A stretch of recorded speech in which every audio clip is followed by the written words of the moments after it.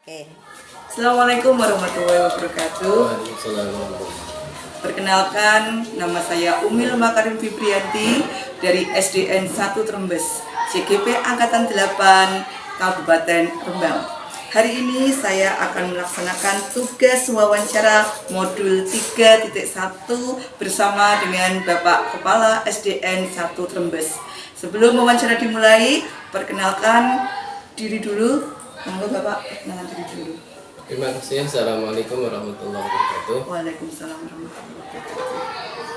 Perkenalkan, kami akan memperkenalkan diri. Nama saya Winarto, Kepala Sekolah SDN 1 Trembes, akan mengadakan wawancara dengan Ibu Umil Makarim Fibrianti yang akan mengadakan wawancara tentang modul 3.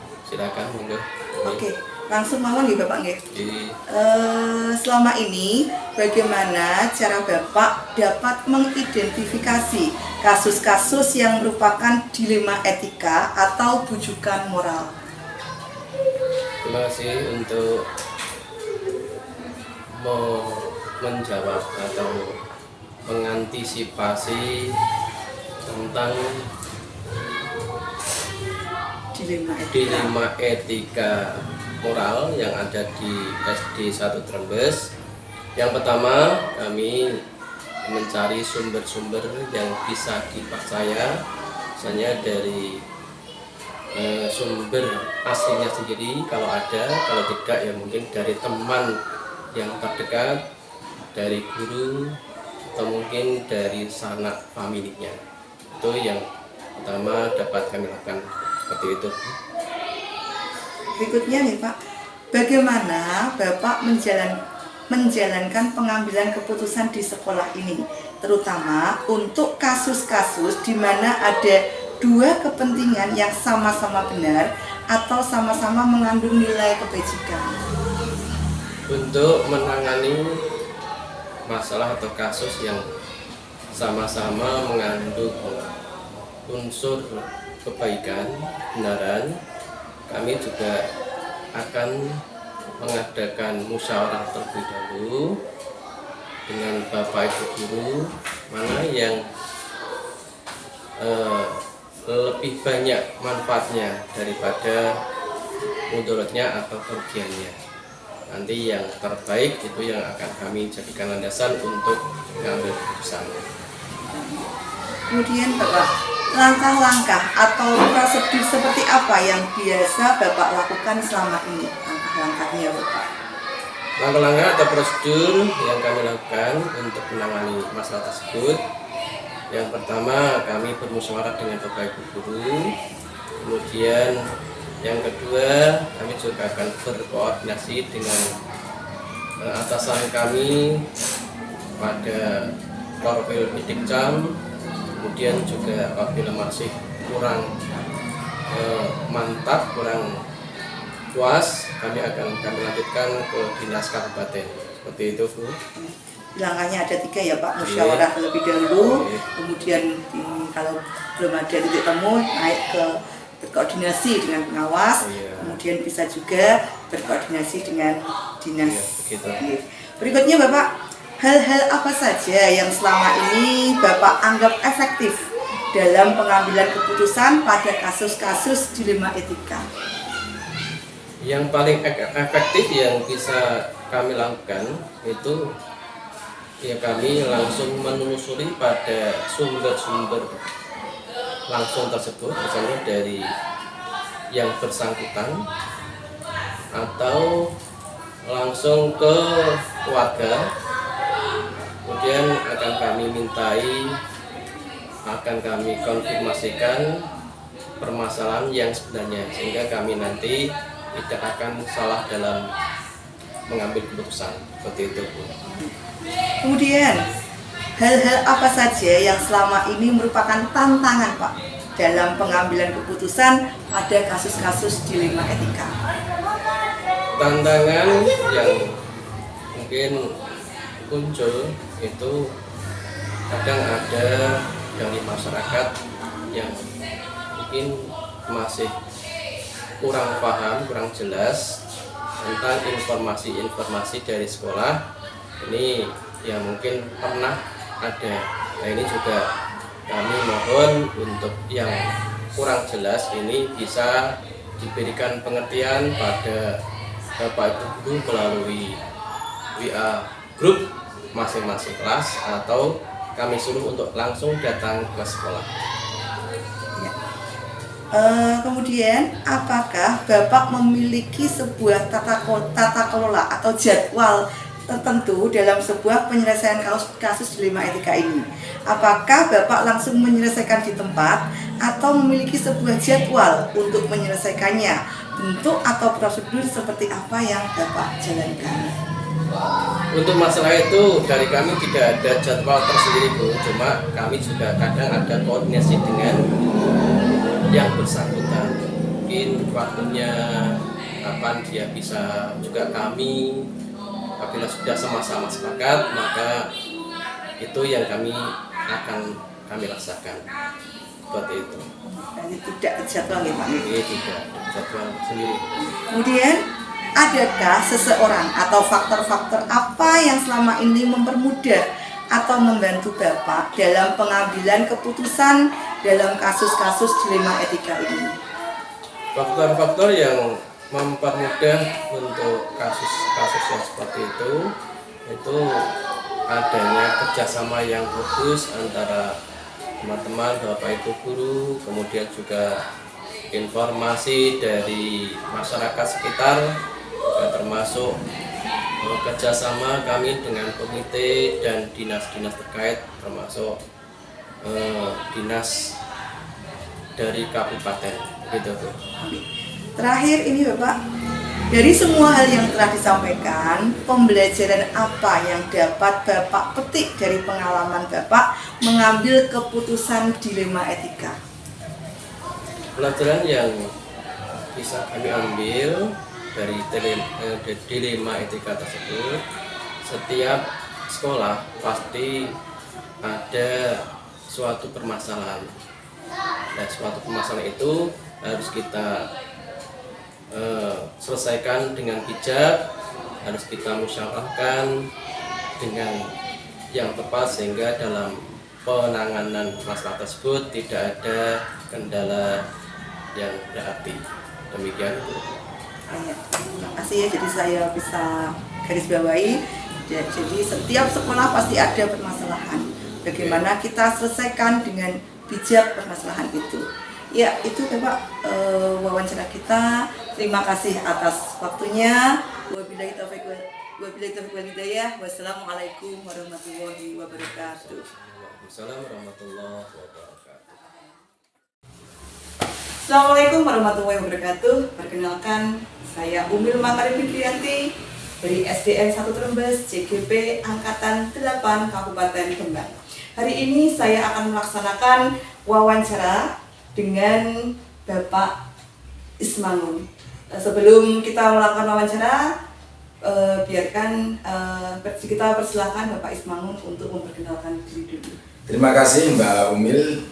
Ya, perkenalkan saya nama Ismangun, Kepala SD Negeri 2 Gunem. Terima kasih, selamat datang di SD Negeri 2 Gunem Mbak Umil. Ya, siap untuk menerima wawancara dari Mbak Umil. Ya. Oke, langsung saja untuk pertanyaan pertama Bapak. Selama ini bagaimana Bapak dapat mengidentifikasi kasus-kasus yang merupakan dilema etika atau bujukan moral? Terima kasih Mbak Umil. Jadi gini, di SD Negeri 2 Gunem khususnya, jadi dimanapun lah, misalnya di Gunem 2 ini banyak atau ada juga permasalahan-permasalahan, dan yang ditanyakan adalah dilema etika ini juga ada, sehingga kami harus perlu penyelesaian. Yang pertama, untuk mengidentifikasi kasus tersebut, ya saya pertama mendengar ada desas-desus permasalahan dilema etika, kemudian saya ada beberapa yang melaporkan, baik guru maupun mungkin pihak lain. Kemudian kalau tidak ada yang melaporkan, saya harus menanya langsung kepada pihak-pihak yang langsung ke permasalahan dilema tersebut. Itu Mbak Umil untuk mengidentifikasi agar kami mengetahui di sekolah kami ini ternyata juga ada permasalahan dilema ITK ini. Selama ini Bapak, bagaimana Bapak menjelaskan pengambilan keputusan di sekolah Bapak, terutama untuk kasus-kasus di mana ada dua kepentingan yang sama-sama besar atau sama-sama mengandung nilai kebajikan? Iya, jadi emang ini satu dilema ketika kita tidak pas untuk membuat penyelesaian, maka kami juga harus hati-hati karena kedua-duanya ini sama-sama penting, sama-sama benar. Maka yang pertama saya harus mengidentifikasi pelaku dari dilema etika itu sendiri, kemudian ini ada faktor X atau memang murni, kemudian yang kedua identifikasi permasalahannya juga, mana yang ini memang ke depan untuk hasil akhirnya ini bisa membawa nama baik SD atau nama baik kesemuanya. Jadi ini yang kami upayakan untuk bisa nanti tepat untuk mengambil keputusan tanpa merendahkan atau menyakiti atau membawa perasaan ke pihak yang selainnya, begitu Mbak Mil. Ya. Yang ketiga mungkin Bapak Lis, kalian yang ketiga, langkah-langkah atau prosedur seperti apa yang biasa Bapak lakukan selama ini?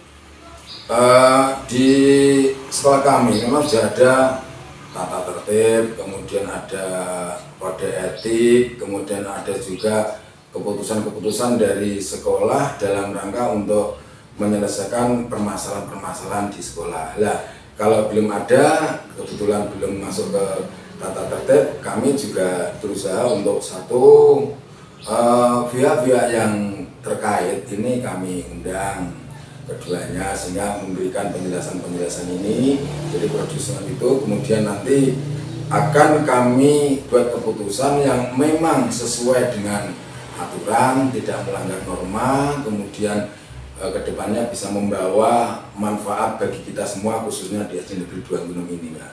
Oh iya. Kemudian pertanyaan berikutnya Pak, hal-hal apa saja yang selama ini Anda anggap efektif dalam pengambilan keputusan pada kasus-kasus dilema etika? Kami tetap melibatkan pihak-pihak yang berkepentingan dalam rangka menyelesaikan permasalahan agar ini lebih efektif dan tepat sasaran. Misalnya kalau keduanya ini sama-sama manfaat, sama-sama penting, sama-sama baik, mesti harus kita ketemukan. Salah satunya kita masing-masing kita beri penjelasan, dan penjelasan ini tetap untuk mengacu kepada hasil akhir atau kebaikan di SD Negeri Minum, sehingga ini saya berikan penjelasan secara kedua-duanya, dan ketika nanti kami mengambil keputusan sehingga salah satu pihak ini bisa menerima dan dengan lapang dada, demikian. Jadi semuanya pihak-pihak kami libatkan agar efektif dan tidak membawa dampak yang lebih negatif di belakangnya, Mbak. Oke. Kemudian apakah Anda memiliki sebuah tata kelola atau jadwal tertentu dalam sebuah penyelesaian kasus dilema etika? Oh, kalau yang dilema etika ini belum, Mbak. Jadi kalau di sekolah kami ini memang sudah ada aturan untuk tata tertib, kemudian norma-norma kode etik, kemudian surat-surat keputusan dari kami. Tetapi kan khusus untuk dilema etika ini kami belum mempunyai aturan, sehingga nanti ketika nanti ini ada, kami sudah bisa memprediksi harus seperti ini. Mungkin kedepannya akan kami buat aturan-aturannya di sekolah gitu. Adakah seseorang atau faktor-faktor yang selama ini mempermudah atau membantu Anda dalam mengambil keputusan dalam kasus-kasus dilema etika? Oh banyak, karena kami dalam hal menyelesaikan permasalahan apa saja, apalagi ini dilema etika ini kami anggap sama-sama menguntungkan, sama-sama baik, sehingga banyak pihak yang kami kira bisa mempermudah untuk penyelesaian ini. Di antaranya ya sesama guru kita ajak untuk mempertimbangkan ini dan memberikan masukan seperti ini Pak, sehingga kami lebih mudah untuk bisa memberikan penyelesaian, karena via guru, kemudian orang tua murid, misalnya pengurus komite ini bisa kami ajak untuk berkomunikasi sehingga memberikan masukan sehingga mempermudah kami untuk membuat penyelesaian permasalahan dilema ITK ini. Oh gitu ya. Iya. Melibatkan Melibatkan semua orang ya Pak, iya, stakeholder dari guru, kemudian pengurus komite, orang tua kan di sini tua. komunikasinya alhamdulillah bagus, termasuk menggunakan secara langsung baik itu media-media WA yang ada di grup-grup sekolah itu. Ini terakhir Bapak, dari Iya. semua hal yang telah disampaikan, pembelajaran apa yang dapat Anda petik dari pengalaman Anda mengambil keputusan dilema etika? Terima kasih Mbak. Jadi dengan ini menambah wawasan saya pribadi dalam rangka penyelesaian masalah itu bukan hanya menyelesaikan masalah yang kurang, yang ini melanggar dan tidak melanggar, tapi ternyata ada permasalahan yang sama-sama bagus dan itu memang harus dibuat sebuah keputusan sehingga kami mendapatkan pelajaran dalam hal ini harus lebih bijak, harus lebih tepat, harus lebih hati-hati dan lebih melibatkan semua pihak agar penyelesaian ini lebih bisa diterima meskipun ini sama-sama baik tetapi mungkin kalau tidak diputuskan dengan hati-hati ada yang terluka, ada yang sakit hati. Tapi ini kami dapat pelajaran, saya berusaha agar kedua belah pihak ini bisa tidak sakit hati, bisa semua menerima sehingga dengan adanya pelajaran penyelesaian dilema ITK ini kami mendapatkan pelajaran yang luar biasa agar kami ke depan bisa membuat keputusan tepat. Syukur-syukur nanti juga kami buat aturan yang ada di sekolah agar penyelesaian dilema ITK ini juga sesuai dengan aturan yang berlaku di sekolah. Oke, iya. Sudah, terima kasih Bapak, sudah itu, banyak sekali yang bisa saya terima ya. Ya maaf, baru sebatas itu yang kami lakukan untuk penyelesaian dilema ITK ini karena biasanya penyelesaian problem di sekolah itu ya problem pelanggaran, problem anak yang kurang memenuhi tata tertib. Tapi ini kan dilema ITK ini kan sama-sama untuk kebaikan, tetapi memang harus memilih salah satu yang harus kita putuskan kan begitu Mbak ya. Iya. Ya, terima kasih Bapak atas waktunya. Nggih. Demikian wawancara dengan Bapak Ismangun, Kepala SDN 2 Gunung. Sekian, wabillahi taufiq wal hidayah. Wassalamualaikum warahmatullahi wabarakatuh. Waalaikumsalam. Assalamualaikum warahmatullahi wabarakatuh. Perkenalkan, nama saya Umil Makarim Fibrianti dari SDN 1 Trembes, CGP Angkatan 8 Kabupaten Rembang. Hari ini saya akan melaksanakan wawancara modul 3.1 bersama dengan Ibu Kepala SDN 2 Trembes. Untuk waktunya kami persilakan dulu Ibu untuk perkenalan diri dulu. Kenalkan, nama saya Lilis Mulyaningsih, Kepala SDN 2 Trembes. Cukup ya Bu. Ya. Langsung saja ya. Ya. Ibu, pertanyaannya, selama ini bagaimana cara Ibu dapat mengidentifikasi kasus-kasus yang merupakan dilema etika atau bujukan moral? Dilema etika. Gitu. Terima kasih. Untuk mengidentifikasi kasus yang terjadi di sekolah di SD 2 Trembes ini, saya selaku kepala sekolah biasanya mendengarkan dulu desas-desus itu. Kita dengar dulu, terus kemudian saya menunggu apakah ada laporan dari desas-desus itu dari Bapak Ibu guru yang ada di sekolah. Apabila tidak ada laporan, saya langsung menanyai langsung pada yang bersangkutan. Itu. Kemudian pertanyaan berikutnya Ibu, bagaimana Ibu menjalankan pengambilan keputusan di sekolah Ibu, terutama untuk kasus-kasus di mana ada dua kepentingan yang sama-sama benar atau sama-sama mengandung nilai kebajikan? Oh ya, terima kasih. Cara saya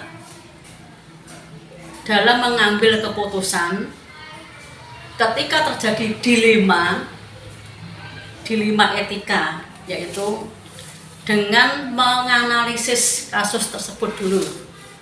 menanyakan dari pihak yang terlibat di dalamnya.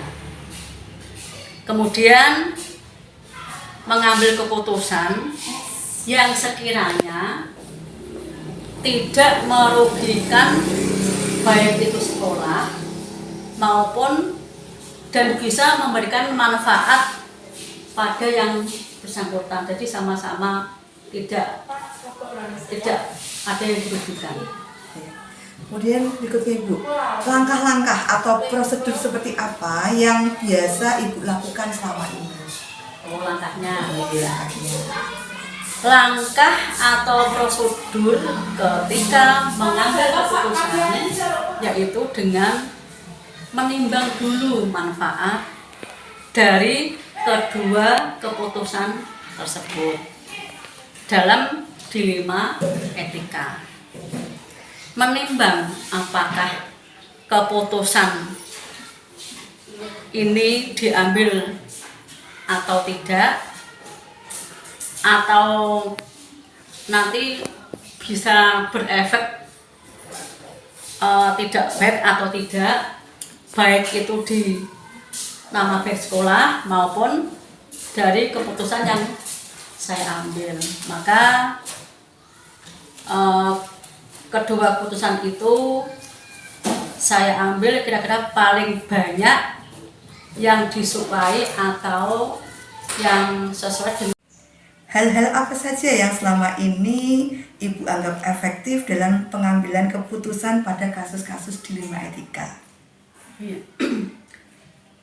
Hal-hal yang dianggap efektif ketika mengambil keputusan dilema etika itu biasanya saya dengan dewan guru istilahnya minta masukan dari berbagai pihak itu, kemudian apakah nanti ini baik atau tidak itu saya dari dewan guru dulu. Setelah itu kita ambil kesepakatan, terus kemudian baru saya putuskan ini berarti yang terbaik untuk keputusan dilema etika ini. Berikutnya Ibu, hal-hal apa saja yang selama ini merupakan tantangan Bu dalam pengambilan keputusan pada kasus dilema etika ini? Nah, tantangan di sini pastinya semua keputusan jangan sampai merugikan beberapa pihak. Jadi saya berusaha untuk keputusan itu saya usahakan seminimalisir dari keputusan yang saya ambil sesuai dengan peraturan atau etika di sekolah tadi, sehingga tidak merugikan pihak yang saya ambil keputusan tersebut. Oke. Kemudian, apakah Ibu memiliki sebuah tata kelola atau jadwal tertentu Bu dalam sebuah penyelesaian kasus dilema etika itu?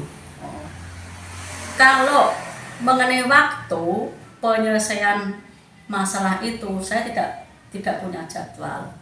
Cuma apabila saat itu terjadi suatu kasus, saat itu juga saya selesaikan dengan cara saya memanggil beberapa pihak atau anak yang berkasus saat itu juga.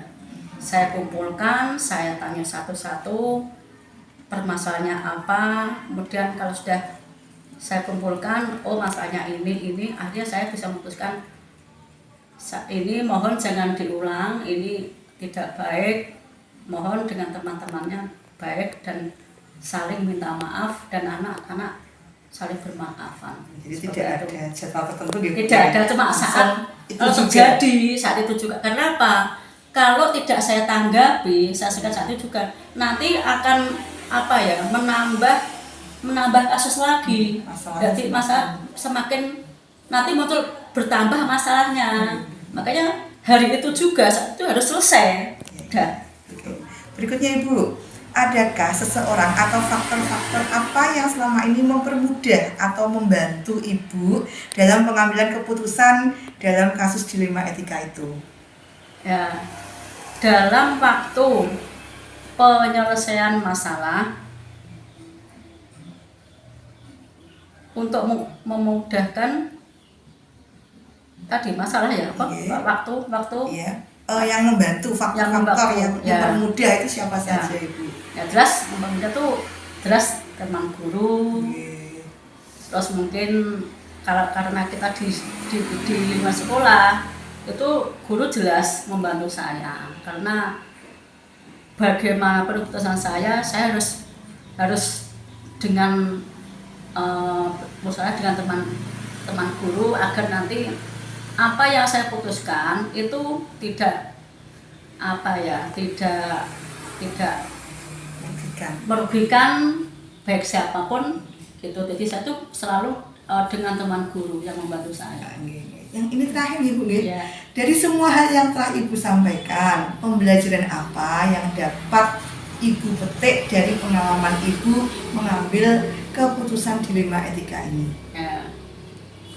Pengalaman saya dalam pengambilan keputusan dilema etika itu keputusan tuh saya ambil, jadi ya sama-sama benar, tetapi biasanya kan semuanya benar, tapi ada yang lebih lebih benar dalam hal untuk kasus yang ini. Jadi saya ambil benar, tapi ada yang lebih benar dari kasus ini dalam penyelesaiannya, sehingga banyak bermanfaat bagi orang. Banyaklah, paling tidak banyak bermanfaat, tidak merugikan dari yang saya ambil keputusan tadi. Oh gitu ya. Ya sudah Ibu, terima kasih atas waktunya. Sampai sini dulu. Wabillahi taufiq wal hidayah. Wassalamualaikum warahmatullahi wabarakatuh.